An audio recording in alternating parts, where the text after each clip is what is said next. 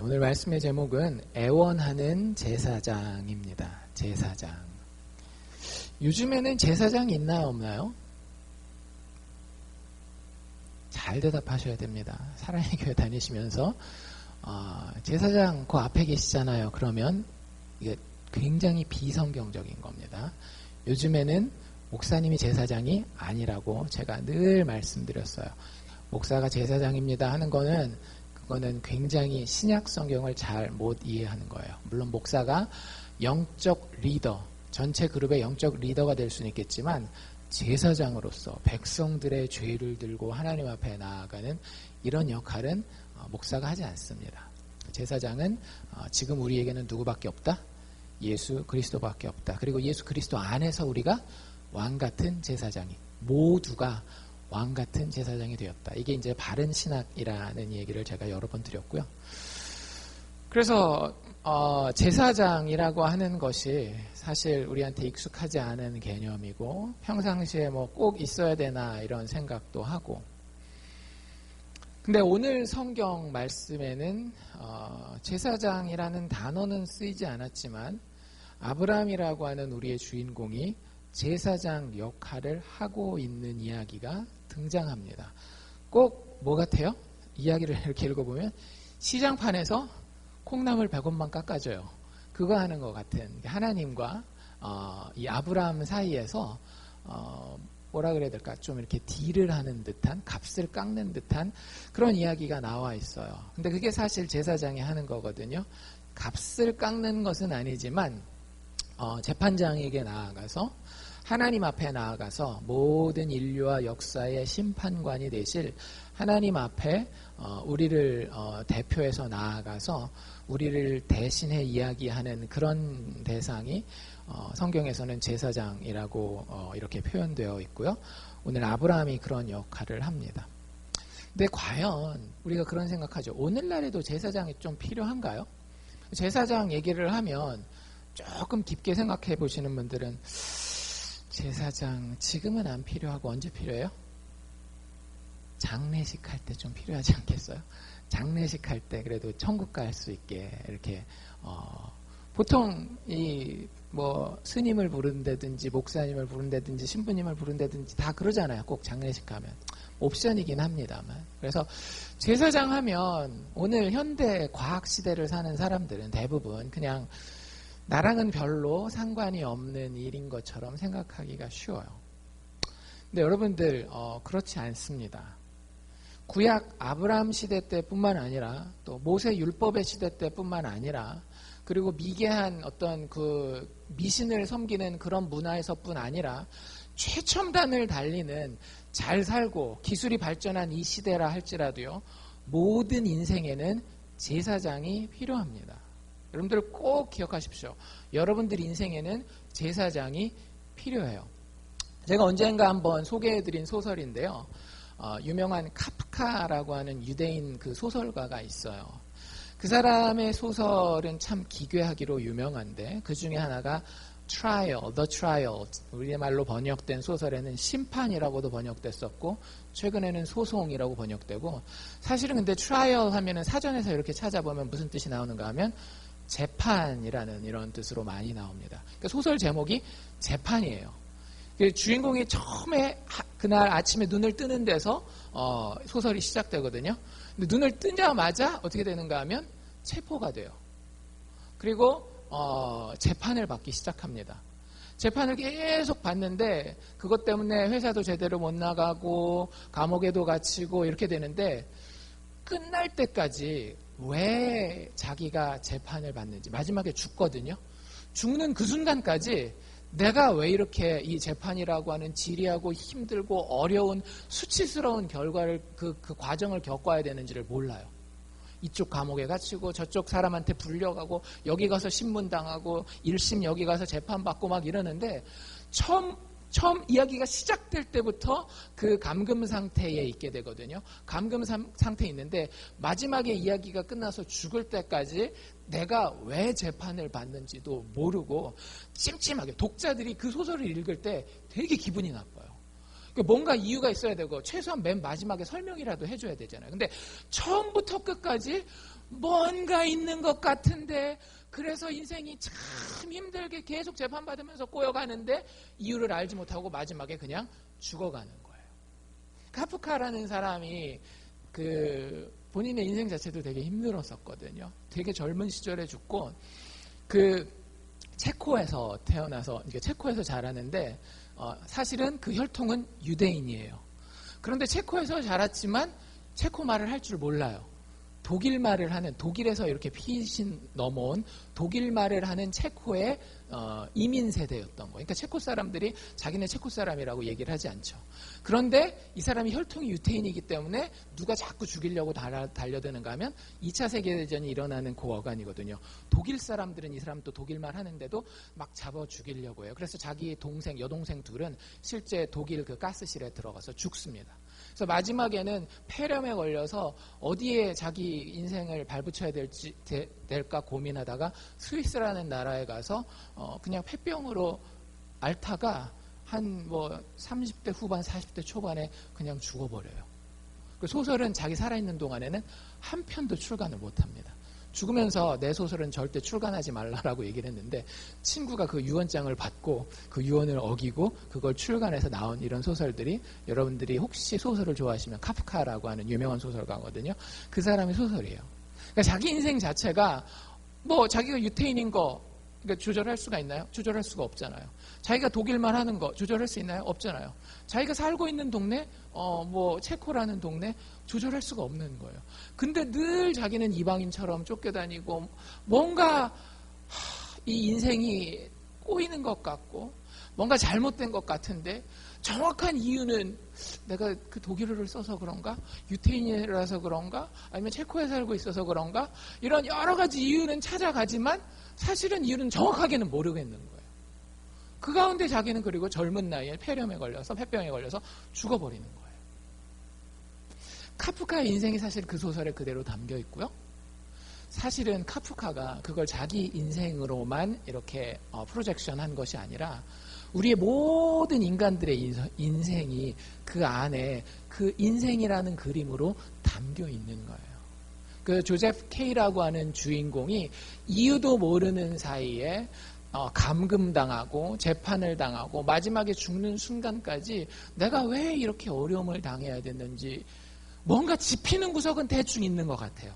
근데 딱 이거다 하는 거는 아무것도 없어요. 근데 여러분들 잘 생각해 보시면 우리의 인생이 그래요. 인생에 뭔가 잘못된 건 있죠. 그렇죠? 남편과 아내의 관계에서도 이건 아니다 싶은 게 있어요. 내 자식을 키우는 데 있어서도 요거 지금 잘못되고 있는 것 같은데 이런 느낌과 생각이 들어요. 그게 막 개운하지가 않단 말이에요. 내가 처음에 이민 왔을 때보다 지금 많이 나아졌어요. 경제적으로나 언어적으로나 문화적으로나 많이 나아졌는데 그게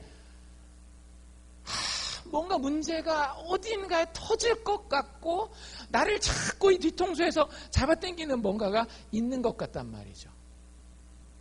여러 가지 고민을 해보죠. 이게 언어 때문인가 아니면 자식을 키우는 어떤 스킬에서 잘못된 것인가 사람을 잘못 만난 것인가 되게 고민은 하지만 뭐 때문인지 이렇게 콕 집을 수는 없는 거예요. 그래서 나는 절대 이러면 안 돼라고 얘기하고 싶은데 뒤가 조금 구린 게 있기 때문에 내가 그것 때문에 혹시 지금 이렇게 어려움을 당하는 거 아니야? 내 자식들이 그런 거 아니야? 이런 참 결정하지 못하는 그런 어려움 가운데 재판정에 서 있으면서 다른 사람 앞에 발가벗겨져 있는데 무슨 죄목으로 서서 발가벗겨져 있는지는 모르는 것 같은 그런 인생의 모습으로 우리가 삶을 살아가고 있는 경우가 참 많이 있습니다. 여러분들 그 소설에 보면은요 이 사람이 참 안타까운 게 뭐냐면 재판정에 가서 자기 진술을 막 하거든요. 그리고 그 진술을 돕기 위해서 변호사한테 도움을 구해요. 근데 아무도 자기 말을 듣지도 않고 자기를 위해서 대신 정말로 열변을 토해서 이야기해야 될 이 변호사는요. 그냥 다리 이렇게 쭉 책상에다 올려놓고 사무실에서 완전히 띵가띵가 놀고 있는 거예요. 조그만 청원서 하나만 좀 써달라 그래도 이 변호사는 아무 일도 거의 이 K를 위해서 하는 일이 없어요. 여러분들 인생을 살다 보면은요, 내 인생에 나를 위해서 애원해주고 같이 소리 질러주고 말해줄 사람이 한 명만 있으면 참 좋겠다라는 생각을 할 때가 있어요. 그리고 그게 실질적인 도움이 되는 경우들도 많이 있습니다. 예를 들자면 여러분들 오제이 심슨이라고 하는 사람을 아시는, 미국 오래 사셨으면 아실 거예요. 미국 풋볼 선수인데 그 아내가 죽어요. 이혼한 아내가 죽거든요. 근데 모든 증거는 이 사람이 죽인 거였어요. 그 당시에. 누가 죽였는지 몰라요. 근데 증거를 다 봤을 때는 이 사람이 죽이는 거였거든요. 근데 그 오제이 심슨이 풋볼 선수니까 돈이 억수로 많아요. 그래가지고 변호사 드림팀을 구성을 합니다. 나중에 어떻게 됐을까요? 무죄로 풀려나요. 그 사람이 진짜 죄를 졌느냐 안 졌느냐가 중요한 게 아니라 이 사람을 위해서 재판정에 나아가서 핏대를 세우고 목소리를 올려서 얘기해 줄 사람이 있으니까 그 사람이 죽을 사람이었는데 살아나더라고요. 여러분들 인생 자체가 그런 거예요. 우리의 인생은 아까도 여러분들 말씀드린 것처럼 뭔가 뒤가 구려요. 그런데 누군가 나를 좀 위해서 말해주고 나를 대변해주고 하면 괜찮을 것 같은데 그러한 사람이 없는 거예요. 사업하시는 분들 보면은요, 믿을 사람이 없대요. 믿을 사람이. 나를 위해서 정말로 내가 믿고 진짜 나를 위해서 애원해 줄 사람, 그 한 사람. 성경이 그 사람을 뭐라고 표현하고 있는가 하면 제사장이라고 표현하는 거예요. 그냥 우리가 구약 성경에 막 제물 들고 나아가서 하나님 앞에 막 제사 드리고 이런 걸로 이야기하는 게 아니라 사실 제사장이 그 역할을 하는 겁니다. 인생이라고 하는 큰 재판정에 나라고 하는 정말로 보잘것없는 존재가 어떻게 해야 할지, 무슨 말을 해야 할지 모를 때에 나를 위해서 대신 이야기해주는 최종 심판자가 되시는 하나님 앞에 가서 이놈 살려주십시오 라고 애원할 수 있는 그 한 사람을 필요로 하는 게 우리 인생이라고 하는 거예요. 그리고 그것을 해주는 존재를 성경은 제사장이라는 타이틀을 붙이고 있는 겁니다. 다시 제사장에 대해서 한마디로 요약하면요, 그래서 이런 사람이에요.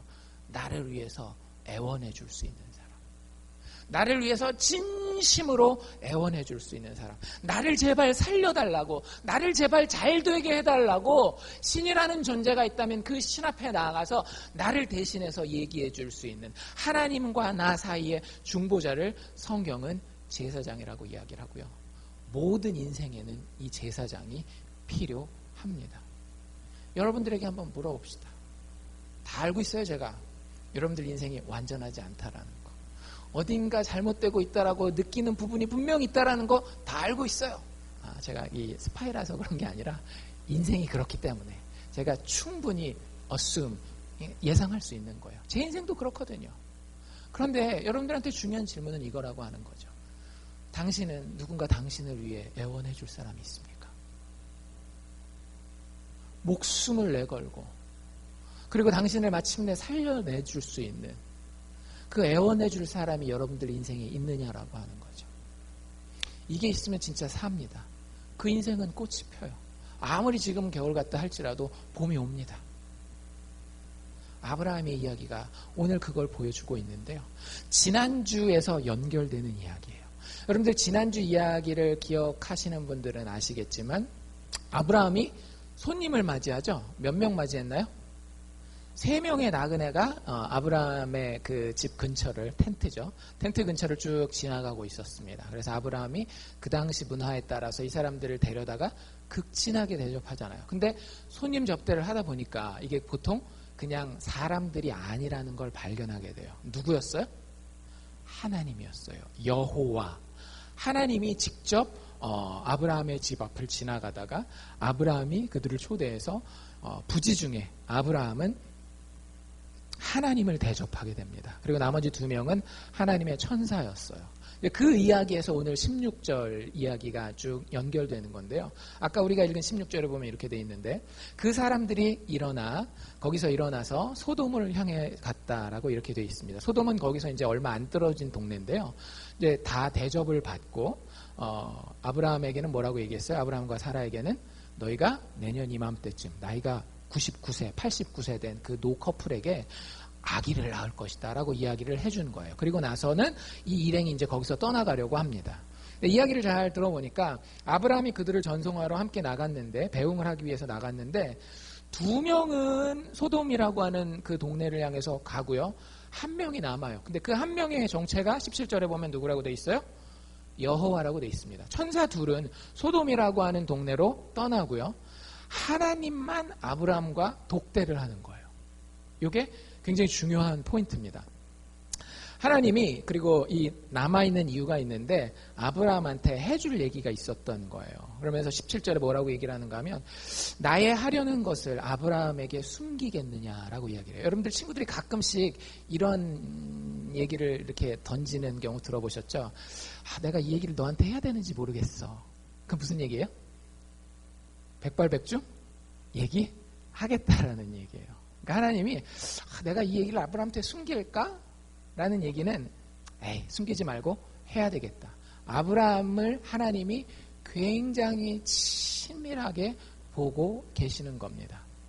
그리고 아브라함도 하나님께 굉장히 친밀하게 대해요. 22절, 23절에 보면 아브라함이 여호와 앞에 탁 쓰고 또 가까이 나아가고 이런 것들을 보면 아브라함도 하나님과 굉장히 친밀한 관계를 가지고 있구나라는 걸 알 수 있어요. 그래서 아브라함의 별명 중에 하나가 믿음의 조상도 있겠지만 하나님의 친구라는 별명이 있습니다.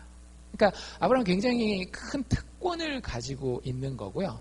그런 아브라함을 하나님이 여기 아브라함이 하나님을 여호와를 초대했잖아요. 자기 식사 자리에. 근데 오늘 이 장면에서는 둘이 같이 있긴 하지만 하나님이 새로운 컨텍스트에서 아브라함을 초대하고 있는 모습을 볼 수 있습니다. 근데 어떤 모습으로 초대하고 있는가 하면 아브라함에게 야, 너 제사장 한번 돼보지 않을래? 하고 제사장의 직분으로 아브라함을 초대하고 있어요. 그걸 어떻게 할 수 있는가 하면 사실 지금 하나님과 두 천사가 어느 마을로 가려고 그랬다라고요? 소돔이라고 하는 마을로 가려고 그래요. 성경을 잘 아시는 분들은 항상 소돔과 고모라 요 이야기를 아실 거예요. 옛날에 영화들도 있었고 해서 안 믿는 분들도 소돔과 고모라 하면 대충 뭐라고 알고 있는가 하면 굉장히 죄를 많이 지은 나쁜 도시, 하나님께서 유황불을 내려서 멸망시킨 도시, 뭐 이런 그런 도시로 알고 있어요. 하나님이 그 도시의 죄악을 받고요, 그 도시를 심판하시기로 작정하셨어요. 그럼 사실 어떻게 하시면 돼요? 잘 아브라함한테 대접받고 그냥 가면 돼요. 근데 굳이 그 내용을 누구한테 얘기하고 있는 거예요? 아브라함에게 얘기하고 있는 거예요. 왜냐하면 하나님이 아브라함에게 주신 축복 때문입니다. 아브라함의 축복 중에 하나가 뭐냐 하면 모든 열방이 누구를 통하여? 아브라함을 통하여 복을 받으리라. 네가 모든 세상의 복의 근원이 될 것이다 라는 얘기를 했거든요. 그렇기 때문에 소돔과 고모라는 사실 자기 친족도 아니거든요. 물론 자기 친족 롯이 가서, 조카 롯이 가서 살고 있긴 했지만 대부분의 소돔과 고모라 사람들은 아브라함이랑 한 번도 만나지 못한 남이었어요. 근데 그들 앞에 네가 대표 역할을, 그들에게 복을 나눠주는 그 역할을 한번 해봐라. 근데 내가 그들을 복을 줄 수가 없어. 왜? 너무 죄가 많기 때문에. 그래서 그 복을 줄 수 있는 역할을 하려면 하나님과 이 사람들 사이에 뭐가 있어야 되는 거예요? 중보자, 제사장이 있어야 되는 거예요. 그거로 지금 아브라함을 초대하고 있는 겁니다. 그래서 하나님이 얘기하고 있는 거예요. 19절에 보면 맨 뒤에 보면 그를 택하였나니 이는 나 여호와가 아브라함에게 대하여 말한 일을 이루려 함이라. 20절 넘어가면서 소돔과 고모라에 대한 부르짖음이 굉장히 크다 이렇게 얘기를 해요. 그러니까 소돔과 고모라에 대한 부르짖음이 크다는 건 뭐냐면 소돔과 고모라에 사는 사람들이 이렇게 얘기를 하는 거예요. 못 살겠네 진짜. 우리 여러분들도 인생을 살다 보면 누구 때문에 어떤 환경 때문에 막 못 살겠는 경우가 있잖아요. 그게 심하면 어떻게까지 해요? 고소하잖아요. 지금 이 상황은 정확하게 재판정 상황이에요. 피고가 누구냐 하면 소돔과 고모라예요. 근데 원고는 누굴까요? 그 고소하는 사람? 소돔과 고모라 사는 사람들이에요. 참 아이러니하죠. 자기들이 서로 죄를 짓고 있고 그 서로 죄 짓는 것 때문에 못 살겠어요 라고 얘기하는 것이 누구 귀에 들리는 거예요?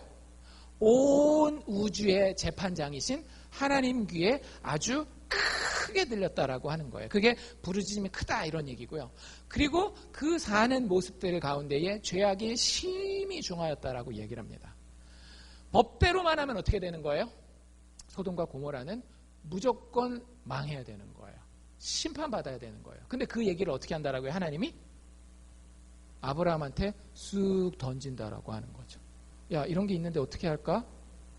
네가 열방의 복의 근원이 될 거잖아. 어떻게 할까? 하고 던지고 초대하는 겁니다. 그리고 나서 22절에 보면 하나님과 아브라함 사이에 대화가 시작돼요. 하나님이 내가 다 심판할 거야. 그러니까 너 알고 있어. 끝. 이렇게 가는 게 아니라 네가 말할 거 있으면 얘기를 해봐. 이게 무슨 얘기냐면요. 이제 원고가 고소하는 걸 다 들은 거예요. 그러면 그 다음 순서는 누구 순서죠? 변호인의 순서예요. 변호사의 순서입니다. 아브라함, 네가 그 변호사 역할을 해봐. 네가 이 소돔과 고모라라는 도시의 변호사, 여기 용어대로, 성경적인 용어대로라고 한다면 제사장 역할을 해봐. 그래서 그들에게 나의 진노가 아닌 나의 축복이 좀 임할 수 있도록. 여러분들, 이게 하나님의 마음입니다. 하나님은요, 죄인들의 멸망하는 것도 기뻐하시지 않는다라고 성경에 분명히 이야기하고 있어요. 근데 하나님이 그걸 자기 손으로 그냥 할 수는 없어요. 왜? 공평과 정의의 하나님이기 때문에 자신의 공평과 정의를 양보할 수가 없거든요. 그래서 하나님이 죄인에게 축복해 줄 수 있는 유일한 길은요, 처음부터 지금까지 중보자를 통해서예요. 제사장을 통해서요. 그래서 지금 아브라함에게 네가 그 역할을 한번 해봐 하고 초대를 하고 있는 겁니다. 소돔과 고모라의 백성의 대표가 되어서 변호사 역할을 해서 이 아브라함이 그 사람들을 좀 구원하기를 하나님은 은근히 권면하고 있다라고 하는 거죠. 근데 그 이후에 이제 재밌는 이야기가 펼쳐지죠. 아브라함이 여호와 앞에 서 있었고 23절에 보면 가까이 나아갔다라는 표현이 있는데 이게 하나님과의 친밀함에 대한 표현이기도 하지만 어차피 여호와 앞에 서 있었잖아요. 이만큼 서 있었는데 이만큼 가까이 갔다, 뭐 이런 표현인데요. 사실 그게 어디서, 그 히브리어 이 단어가 어디서 많이 쓰이는 건가 하면 재판정에서 변호인이 재판장 앞에 나아갈 때에 쓰는 그 표현이에요. 그러니까 정확하게 앞에 소돔과 고모라에 이런 죄가 있었습니다라는 고소가 있고요. 그리고 그 고소 가운데 변호인이 이 소돔과 고모라를 변호하기 위해서 앞으로 나아가는 장면입니다. 그리고 재판장에게 이 소돔과 고모라를 대신해서 이런저런 이야기를 하는데 우리가 읽은 그대로예요. 아브라함이 처음에 이렇게 얘기를 합니다. 하나님한테 23절에 뭐라고 얘기를 하는가 하면 하나님, 의인을 멸하시려나이까? 근데 의인을 그냥 멸하는 게 아니라 의인을 악인과 함께 멸하시려나이까? 이렇게 얘기를 해요. 그러니까 되게 똑똑한 변호사죠. 사실 지금 소돔과 고모라의 죄는요, 빼도 박도 못하는 죄예요. 자기들 스스로 고소할 정도니까 얼마나 그 사람들이 서로가 서로에게 몹쓸 짓을 하고 못되게 대하고 했는지를 우리가 알 수 있는데 그 어떻게 빼도 박도 못하는 그 죄에 대해서 아브라함이 굉장히 스마트 무브, 아주 지혜롭게 첫 걸음을 뗍니다. 그러면서 뭐라고 얘기를 하는 건가 하면 하나님이 하나님의 정의를 가지고 이 나쁜 도시를 심판하시는 거 제가 충분히 이해합니다. 근데 하나님이 거기 불을 내려서 다 멸망시키시면 그 안에 의인들이 있을지도 모르잖아요. 착한 사람들도 같이 죽을 텐데요, 하나님. 아니, 우리 속담에 그런 속담 있잖아요. 빈대 잡으려다 초가삼간 다 태운다고. 아니, 그 악인들 잡으려다가 거기 있는 의인들까지 다 죽이면 하나님, 그거 하나님의 의로움 가운데 위배되는 일이 아닙니까? 라고 이야기를 하는 거예요. 근데 물론 빈대 잡다가 초가삼간 태우는 건 아니죠. 아브라함도 알고 있어요. 그 지금 소돔과 고모라에는 의인이 더 많아요? 악인이 더 많아요? 악인이 압도적으로 많습니다. 그래서 그 이야기를 던지고 이 소돔과 고모라를 변호하기 위해서 처음으로 숫자를 하나 던져요. 그 숫자가 몇이었죠? 50이었습니다. 거기 인구가 수만 명이 될 텐데 그 중에 혹시 50명이 의인이라고 한다면 하나님, 그래도 이 도시를 멸망시키겠습니까? 의인들을 위하여서 혹시 용서하실 생각이 없으십니까? 라고 이야기를 하면서 25절 이렇게 얘기를 하죠. 주께서 이같이 하사 의인을 악인과 함께 죽이심은 불가하오며 의인과 악인을 균등하게 하심도 불가하니이다. 세상을 심판하시는 이가 공의를 행하여야 될 것이 아닙니까? 라고 이야기를 해요. 그러니까 하나님의 공평에 막 호소를 하는 거죠. 하나님 뭐라고 대답하셔요? 야, 이미 판결은 끝났어. 50명 있으면 뭐야? 나머지가 너무나 악한데. 그러지 않으셔요. 하나님의 마음은요, 어떻게 해서든지 소돔과 고모라를 할지라도 살리고 싶었던 거예요. 근데 거기서 딜이 끝나는 줄 알았는데 끝나지 않죠. 아브라함이 대충 소문을 들어서 50명도 좀 힘들 것 같아요. 그래서 머리를 씁니다. 살짝. 굉장히 하나님 앞에서 두려운 건 사실이에요. 그래서 27절에 뭐라고 하는가 하면 자기를 티끌과 같은 나라도, 하나님, 내가 하나님 앞에서 진짜 티끌과 같은 존재긴 하지만 그래도 제사장으로서 한 가지 더 이렇게 얘기해 볼 수 있을 것 같은데, 50인이면 하나님 용서한다 그랬는데 그 50인에서 5명 모자르면 하나님 그거 가지고 어떻게 하실래요? 이렇게 얘기를 하는 거예요. 되게 조심스러운 거 보이시죠? 거기서 요만큼만 제가 이렇게 혹시 빼서 그만큼 모자르면 하나님 어떻게 하실래요? 라고 얘기를 합니다. 하나님 뭐라고 얘기를 하세요? 45명? 45명의 의만 있어도 그 사람들 때문에 내가 도시 전체를 멸망시키지 않겠다라고 이야기를 합니다. 그 다음에 이야기가 쭉 계속되는 거 아시죠? 몇 명까지 내려가요? 45명에서 하나님 40명. 오케이, 내가 용서할게. 멸하지 않을게. 혹시 30명. 오케이, 내가 용서하고 멸하지 않을게. 20명? 오케이, 20명만 내가 발견해도 그 도시를 멸망시키지 않고 용서할게.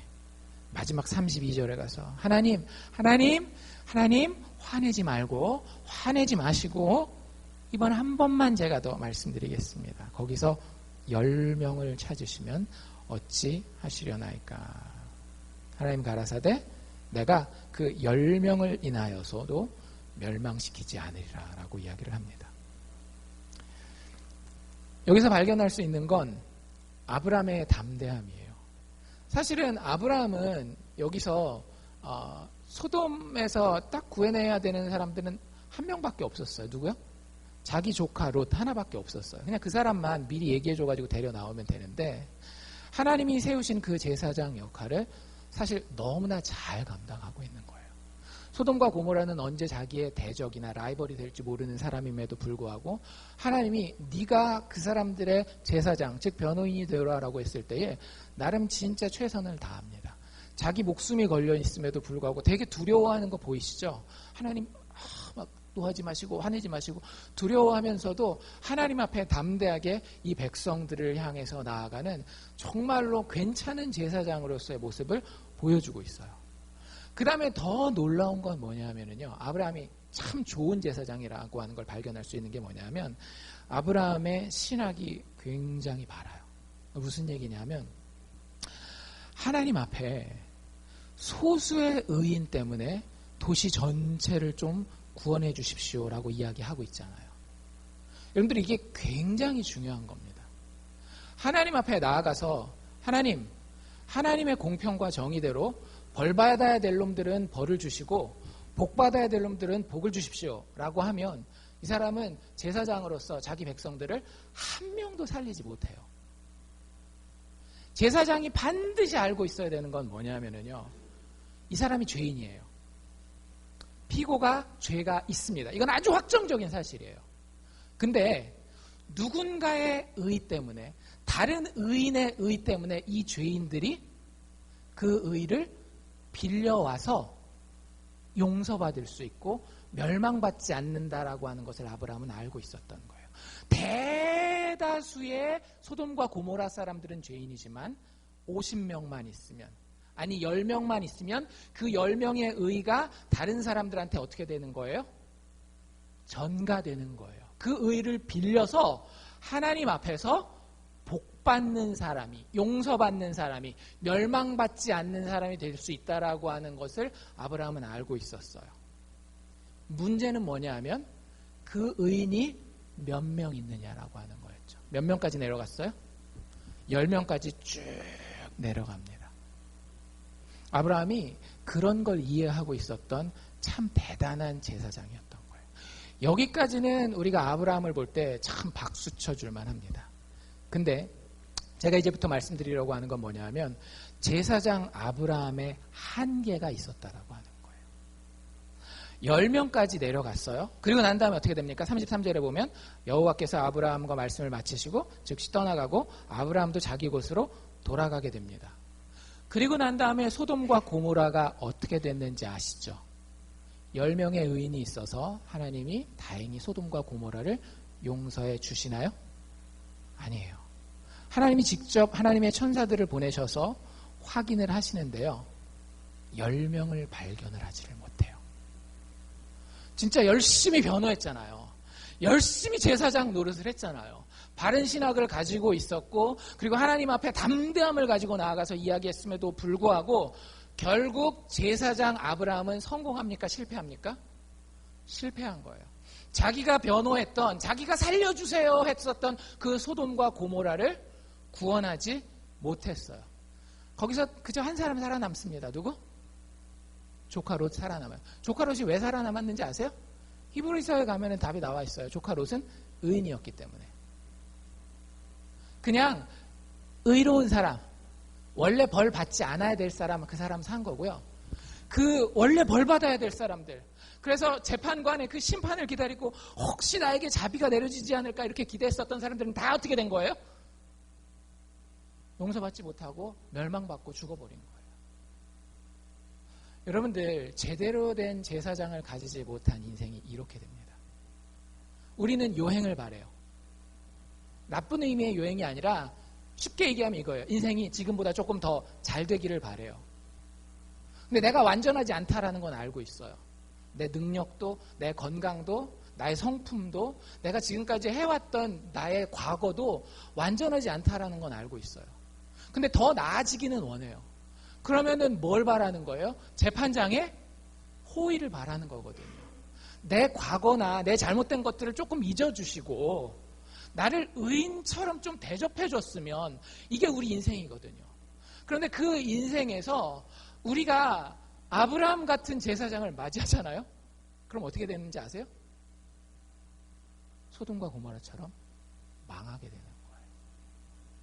참 신기하죠. 아브라함이 나름 괜찮은 제사장이었음에도 불구하고 소돔과 고모라가 멸망하는 것을 막을 수가 없었습니다. 왜 그랬을까요? 여러분들 여기서 핵심을 파악할 수 있어야 돼요. 아브라함도 그렇고 하나님도 그렇고 찾고자 했던 게 뭐였어요? 소수의 의인을 찾기 원하지 않았습니까? 그렇죠? 50명부터 45, 40, 30, 20, 10 계속 뭘 찾기를 원했는가 하면 의를 나눠줄 수 있는 대부분의 악인들에게, 대부분의 죄인들에게 의를 나눠줄 수 있는 소수의 의인을 찾기를 원했어요. 근데 그 안에, 소돔 안에 그런 사람들이 있었어요? 없었어요? 없었던 거예요. 물론 롯이 의인이긴 했지만 여러분들 롯 이야기 뒤에 보십시오. 롯이 나중에 딸까지 팔아먹으려고 그래요. 의인이지만 하나님이 의롭다고 인정해준 의인이지 나누어 줄 수 있는 의가 있는 의인은 아니었어요. 게다가 아브라함 스스로도 하나님, 이 사람들 의인들 때문에 조금 용서해 주시고 복 주시면 좋겠습니다라고 얘기하는 본인 아브라함에게도 나누어 줄 수 있는 의가 있었던 거예요? 없었던 거예요? 전혀 없었던 거예요. 아브라함이 하나님 앞에서 제사장으로서의 기능적인 역할은 잘 감당했지만 그 제사장이 마침내 그 죄인들에게 주어야 할 의는 아브라함이 가지고 있지 못했었던 거예요. 여러분들, 우리는 우리 인생의 주변에서 다른 많은 잘못된 제사장들을 찾습니다. 친구나 가족이나 돈이나 뭐 세상의 명예나 힘이나 권세나 이런 것들이 내 제사장이 되어서 하나님 앞에 나를 의롭게 세워주기를 원해요. 그런데 하나님 그거 의롭다 여기지 않으세요. 왜냐하면 우리 각자는 다 문제를 가지고 살아가기 때문에. 그리고 우리가 의지하는 돈도 얼마나 문제가 많은 물건이에요. 우리가 의지하는 세상 권력과 명예도 얼마나 문제가 많고 그것이 있는 곳마다 썩어 문드러지고 그러지 않습니까? 그런 것들은 우리의 바른 제사장으로서 본인들이 가지고 있는 의를 우리에게 나누어 줄 수가 없어요. 부모도 마찬가지예요. 내 베스트 프렌드도 마찬가지예요. 자기가 가지고 있는 의를 나에게 나누어 줄 수 있을 만큼의 의를 가진 제사장은 아무도 없어요. 여러분들이 아까 생각하는 내 인생에 뭐가 좀 잘못되고 있는 것 같은데 이거에 대해서 좀 잘 말해주고 그거 덮어주고 그럴 수 있는 사람이 좀 있으면 좋겠다라고 생각하지만 여러분들 꿈은 있지만 현실은 그게 불가능하더라고요. 아브라함의 제사장직이 사실은 그걸 이야기해주고 있는 거예요. 제사장은 세워놨지만 그것이 실패할 수밖에 없는 죄인들의 운명에 대해서 이야기하고 있는 겁니다. 그래서 성경은요, 또 다른 제사장에 대한 이야기를 해요. 그 제사장은요, 뱃속에서부터 백성들의 죄를 중보하기 위해서 예정된 제사장입니다. 그 제사장을 향해서 한 선지자는 이렇게 이야기를 하죠. 보라, 세상 죄를 지고 가는 하나님의 어린 양이로다. 누가 이 얘기를 하죠? 세례 요한이. 누구를 보고? 예수님을 보고. 정확한 표현이에요. 예수님은요, 그냥 착한 도덕 선생이 아닙니다. 예수님은 우리의 제사장이에요. 어린 양은 뭐죠? 제사장이 하나님 앞에 제물을 들고 하나님, 이 어린 양의 의를 통해서 이 죄인들 좀 하나님이 받으시고 살려주시고 좀 잘되게 해주세요라고 들고 들어가는 의예요. 의. 신이 죄인을 의롭게 받아줄 수 있는 그 의를 들고 나가는데 예수님을 가리켜서 뭐라고 얘기를 하고 있는가 하면 보라, 세상 죄를 지고 가는 하나님의 어린 양이로다. 이 제사장이 이 땅에 오셔서 우리의 제사장이 되십니다. 여러분들 누구를 믿으십니까? 여러분들이 예수를 믿고 있다라고 한다면 예수가 우리의 제사장 되는 겁니다. 예수와 아브라함의 가장 큰 차이는 뭐냐면요, 말은 똑같아요. 아까 아브라함이 뭐라고 얘기를 하죠? 여러분들 제사장이 할 수 없는 게 있습니다. 제사장이 재판정의 변호인으로서 할 수 없는 게 하나 있어요. 그게 뭘까요? 하나님의 법이 있지만 그거 다 무시하시고 그냥 용서해 주세요는 절대 못해요. 왜? 이 컨텍스트가 무슨 컨텍스트이기 때문에? 재판정이라고 하는 컨텍스트이기 때문에 제사장은 절대 재판관에게 나아가서 법이 있지만 그 법을 눈 감아주시고 이 죄인들을 용서하시고 살려주시고 축복해 주시옵소서라고 이야기하지 못한다라고요. 그래서 아브라함도 예수님도 똑같이 하나님 앞에 나아가서 이렇게 얘기를 해요. 아브라함이 뭐라고 얘기했는가 하면 23절을 다시 읽어드리면 의인을 멸하시려나이까? 의인을 멸하시려나이까? 이게 아브라함의 변호의 최종적인 호소였어요. 하나님 최소한 악인은 멸하신다 할지라도 의인은 살리셔야 되지 않겠습니까? 라고 얘기를 했어요.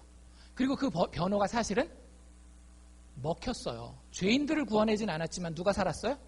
아까 말씀드렸던 조카 롯, 의인이라고 불렸던 조카 롯은 살아납니다.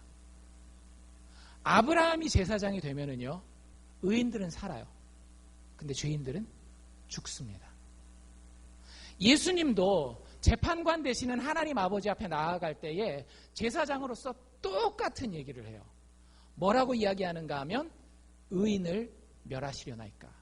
하나님은 공평하신 분이시기 때문에 절대 의인은 멸할 수 있다 없다? 절대 하나님은 의인은 멸하실 수가 없어요. 하나님이 거기서 얘기하는, 예수님이 그 재판정에서 하나님 의인을 멸망시키시겠습니까? 라고 얘기했을 때에 그 의인은 누구를 얘기를 하는 걸까요? 예수님 자기 자신을 얘기를 하는 거예요. 예수님이 하나님 앞에 서서 하나님, 내가 아무 죄가 없습니다. 내가 이 백성들과 나를 동일시했지만 나는 하나님 앞에 아무 죄가 없습니다. 하나님, 의인인 나를 멸망시키겠습니까? 옆에서 그 고소하는 사람 있죠? 이 고소하는 사람이 누구예요? 마귀가 계속해서 예수님을 죽이려고 해요.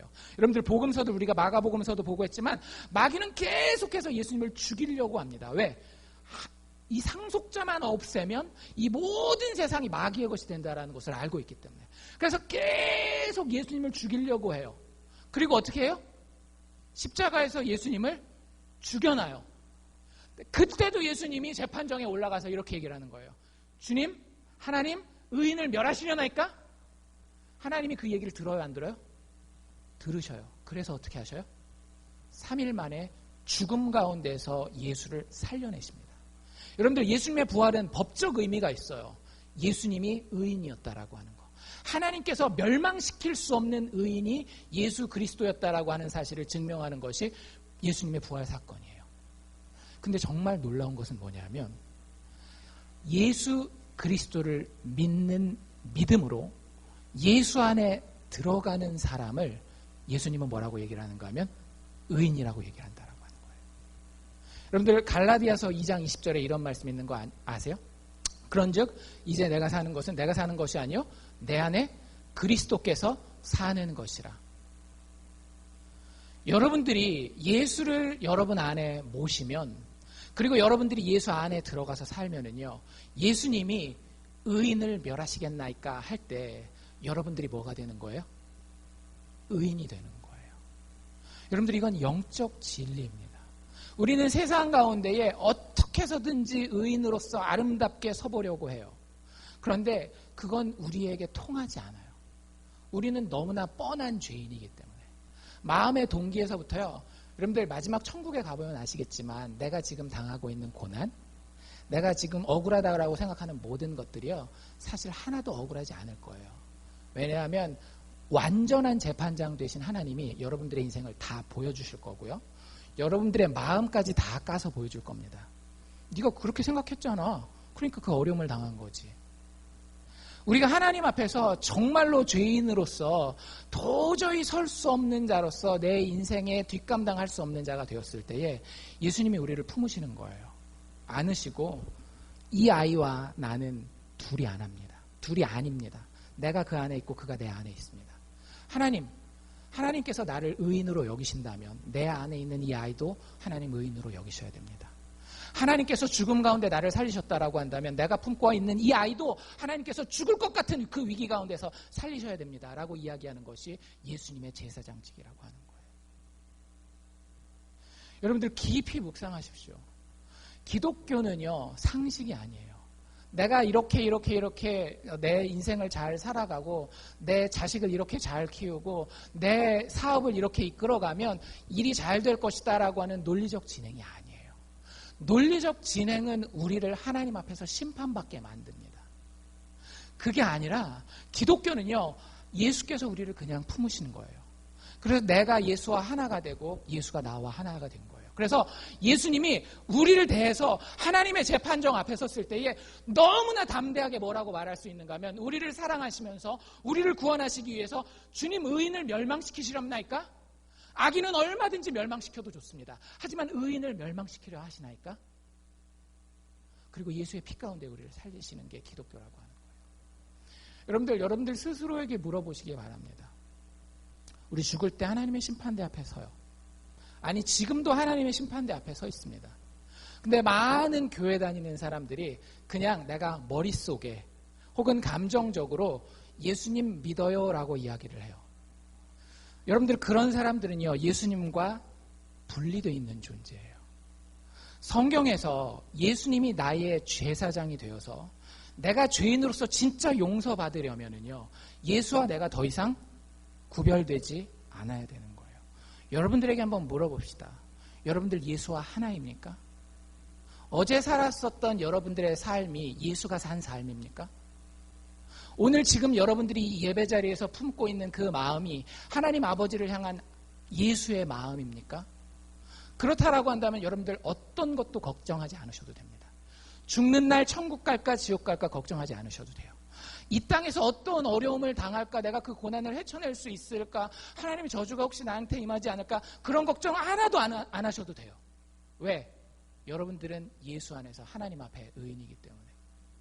하지만 여러분들 아무리 교회에 오래 다니고 있어도요, 여러분이 예수와 분리되어 있다라고 한다면, 내가 예수 안에, 예수가 내 안에, union with Christ, 예수와의 연합이라고 얘기를 하는데, 내가 예수와 하나 되어 있지 않다라고 하면은요, 그분이 나의 의가 되어 주시지 않는다라고 한다면, 여러분은 하나님의 심판대 가운데에서 무죄 의인이라고 하는 이야기를 듣기 불가능할 것입니다. 반대로 여러분들이 예수와 하나 되었다라고 한다면, 여러분들은 그 어떤 어려움 가운데서도, 그리고 여러분들의 연약함과 죄 가운데서도 여전히 소망이 있는 존재예요. 가장 대표적인 예화가 하나 뭔가 하면, 예수님의 제자 베드로의 이야기예요. 여러분들 우리가 베드로를 알고 있어요. 베드로 사도라고 이야기하고 사도 중에서도 최고 간다라고 이야기를 하지만 베드로의 너무나 부끄러운 부분이 있다는 거 알고 있습니까? 예수님을 십자가 바로 직전에 3번이나 부인하고 있잖아요. 베드로에게는 하나님 앞에서 하나님 나를 심판하지 마십시오. 나에게 복을 주시고 나 잘되게 해주십시오 라고 이야기할 수 있을 만한 의의가 전혀 없었어요. 예수님 앞에서 심지어는 뭐라고 얘기를 해요? 다른 모든 사람은 예수님을 배반한다 할지라도 나는 죽더라도 예수를 배반하지 않겠습니다 라고 이야기를 해요. 예수님이 누가복음에 가보면 그 베드로한테 뭐라 그러셨는지 아세요? 물론 네가 나를 3번 부인할 것이다 라고 얘기를 해요. 근데 그 앞에 누가복음에 가보면 예수님이 굉장히 독특한 얘기를 하십니다. 베드로 네 앞에 너의 죄를 고소하는 자가 있다. 마귀가 너를 밀가부르듯이 하려고. 그러니까 그 추수 때에 막 알곡과 쭉정이 걷어내는 것처럼 너를 하나님 앞에 탁 까발기려고 너를 밀가부르듯 하려고 너를 청구하였다라는 거예요. 하나님 앞에서. 하나님의 재판정 앞에서 이놈 절대 복 주면 안 됩니다. 축복의 축자도 하나님 끊어지 마십시오. 왜? 이놈의 죄를 보십시오. 베드로 이놈 하나님의 아들을 부인할 자입니다. 이렇게 마귀가 청구했다라고 하는 거예요. 우리가 당하고 있는 모든 인생의 어려움들은요, 마귀의 이 청구함에서 오는 거거든요. 근데 예수님이 그 베드로를 향해서 뭐라고 얘기를 하시는가 하면, 그가 너를 밀가부르듯 하려고 청구하였지만 네가 떨어져 나가지 않기 위해서 기도했다라고 얘기를 해요. 아브라함은 하나님 앞에 애원하고 기도하는데 실패했습니다. 왜? 본인에게 나누어줄 의의가 없기 때문에. 하지만 예수 그리스도께서는요, 죄 없이 십자가에 죽으시고 다시 살아남으로 인해서 우리에게 나누어 주실 의의가 있는 겁니다. 여러분들 그게 믿어지십니까? 그게 믿어지면요, 내 삶이 예수와 분리될 수가 없어요. 학교 가서는 그냥 세상적인 사람, 직장에서는 또 세상적인 사람, 가족들과 있을 때는 세상적인 사람, 교회에 왔을 때만 예수와 하나 되는 그런 사람이 될 수가 없더라고요. 여러분들 학교 갔을 때, 직장 갔을 때에 예수님 재림하시면 어떻게 할래요? 지옥 가실래요? 예수님께서 하나님의 재판정 앞에서 의인을 멸하시려 하나이까 했는데 나 지금 예수랑 떨어져 있네. 어떡하지? 여러분 그럴 여유가 우리에게 없어요. 예수 믿는 것은 오늘과 내일 직장과 집안, 교회를 구별하지 않아요. 내가 진짜 예수 믿는 자면은요, 어디 있든지 예수와 함께 있는 자입니다. 그래서 예수가 내가 의인입니다 라고 하나님 아버지 앞에 이야기할 때에 나도 의인입니다, 자격 없지만 하고 나아갈 수 있는 거예요. 여러분들 왜 우리가 기도할 수 있는지 아세요? 여러분들 어려움 있으면 기도하잖아요. 하나님, 내가 어려움이 있는데, 이런 경제적인 어려움, 이런 건강의 어려움, 이런 가정의 어려움 놓고 기도합니다. 들어주세요. 아무 자격도 없지만 기도할 수 있는 이유는요, 하나님이 의인의 기도를 들으시기 때문에 그런 거예요. 그 의인은요, 예수 안에 있는 자라고요. 여러분들 기도할 때 꼭 기억하십시오. 그리고 예배드리러 나왔을 때 꼭 기억하십시오. 나에게 자격이 없다라고 하는 사실을. 그런데 주님 앞에 나아갈 수 없을 때에, 의의 재판장 되신 하나님 아버지 앞에 내가 도저히 나아갈 수 없을 때에 자격 없는 자를 예수 안에서 받아주시는 그것이 우리에게 가장 큰 특권이라고 하는 거예요. 예수 믿는 자의 특권을 여러분들 발견하시기를 원합니다. 그리고 예수 믿는 자의 특권을 누리실 수 있기를 원합니다.